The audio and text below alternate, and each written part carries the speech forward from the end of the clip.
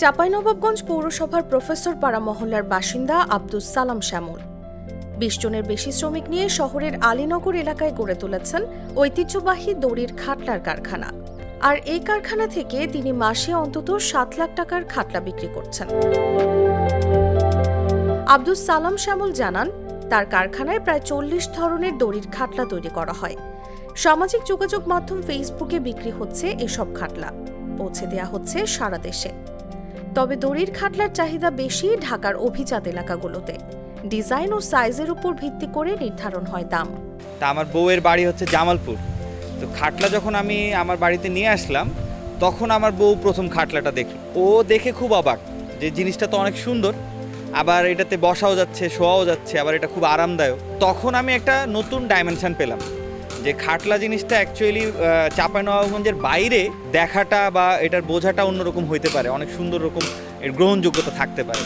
তো বেসিক্যালি ওই জায়গা থেকে আমি এবং আমার বউয়ের বিজনেস আইডিয়া। দাম প্রসঙ্গে শ্যামল আরও বলেন, এই খাটলার সাইজ অনুযায়ী দাম পড়ে ৩ থেকে ১৫,০০০ টাকা পর্যন্ত।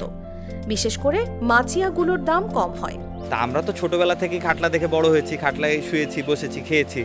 এই যে চাঁপাইনবাবগঞ্জের যে ঐতিহ্যটা হারায় যাচ্ছে, যেটা এখন আর দেখা যায় না, সেটাও আমরা হচ্ছে যে চাঁপাইনবাবগঞ্জের বাইরে গোটা দেশব্যাপী ছড়িয়ে দিতে পারি। আব্দুস সালাম শ্যামলের কারখানায় রয়েছেন দক্ষ কর্মীরা। যত্ন সহকারে খাটলা তৈরিতে ব্যস্ত সময় পার করছেন তারা। আমি এখানে মূলত এই যেগুলো দড়ির খাট মাইছে এগুলো দেখতে পাচ্ছেন, এগুলোর সম্পূর্ণ বুনন কাজটা। আমি এই খাটলা রং মিস্ত্রি, আমি এখানে কাজ করি।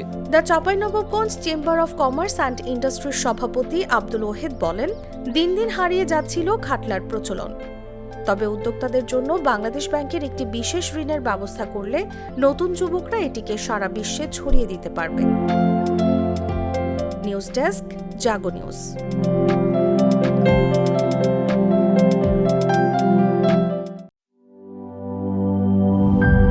রোজকার সাধারণ খাবার এখন হবে অসাধারণ। প্রাণ স্বাদের মশলা, স্বাদ বাড়ায়, ঘ্রাণ ছড়ায়।